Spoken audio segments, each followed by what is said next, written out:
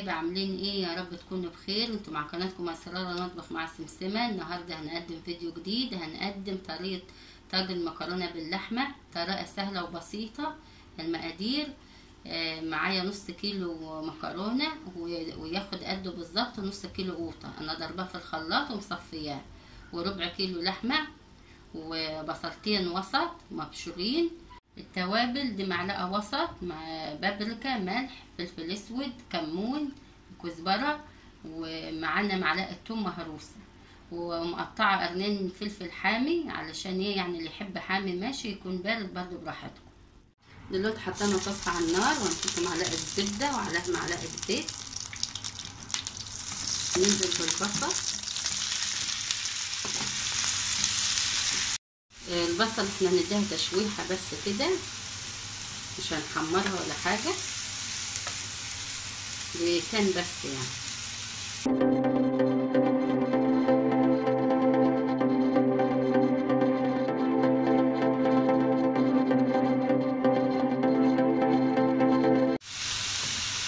دلوقتي هنزل بنص مقادير الثوم اللي احنا قلنا عليها، ونص مقادير برضو التوابل، والنص التاني هنخليه للصلصه.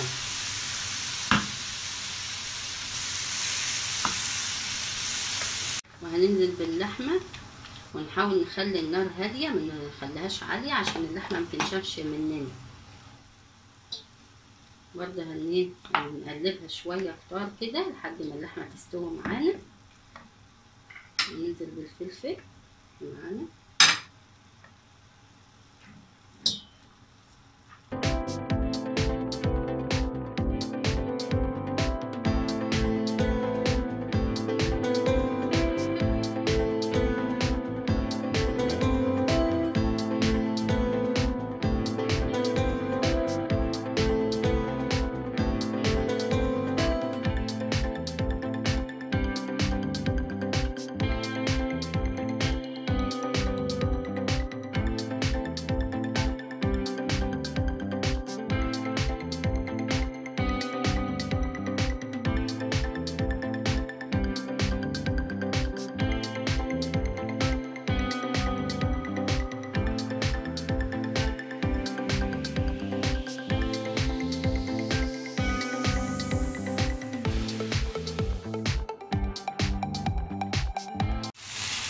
كده يا حبايبي خلاص شكلها استوى. بس احنا هنحط لها دلوقتي حبة صلصة مش كتار يعني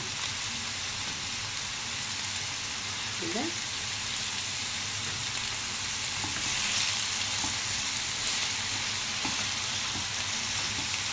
كده هنطفي عليها خلاص، اللحمة استوت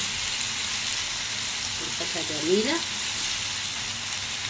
دلوقتي هننزل معلقة زبدة ونعمل الصلصة، وهننزل بباقي الثوم اللي معانا.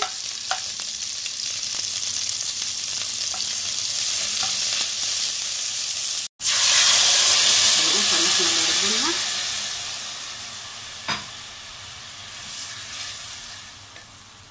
وباقي التوابل هننزل بيها كلها. هننزل بمعلقة سكر عشان الحموضة تحت القوطة،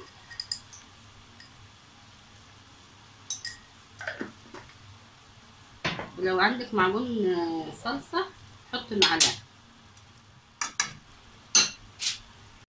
احنا عايزين الصلصة خفيفة معانا، عشان كده مش هنخليها تتسبك كتير، فلما تغلي كده غلوتين هنحط لها كوباية مية. خلاص كده اتسبكت معانا وريحتها جميلة. هننزل بكوباية المية عشان نخففها.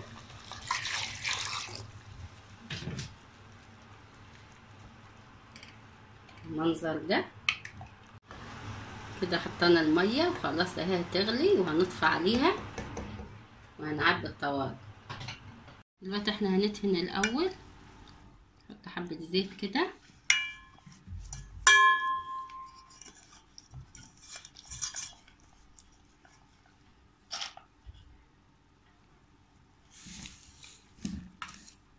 نحط اللحمه،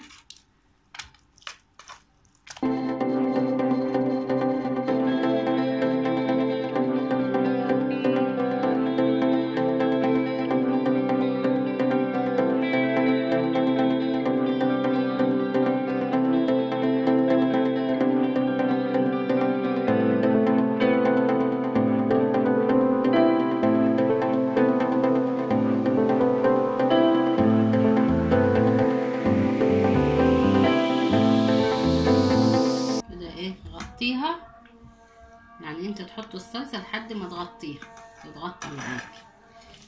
بس انا هعبي الباقي وهنرجع برضو ايه قبل ما احطه في الفرن اوريكم شكل. دلوقتي انا خلاص عبيت المكرونه. انا عبيت دي حله صغيره عندي بس هي رسمه الطاجن، فمش محتاجه اغطيها ولا حاجه، هي لها غطا فهغطيها بالغطا كده، ودي هغطيها بورق فويل عشان الوش ما ينشفش كده. وانا دلوقتي مولعه الفرن على درجه 220، ولما يستوي هطلع اوريكم شكل. ويا حبايبي الطاجن التاني بمنظره بعد ما استوى.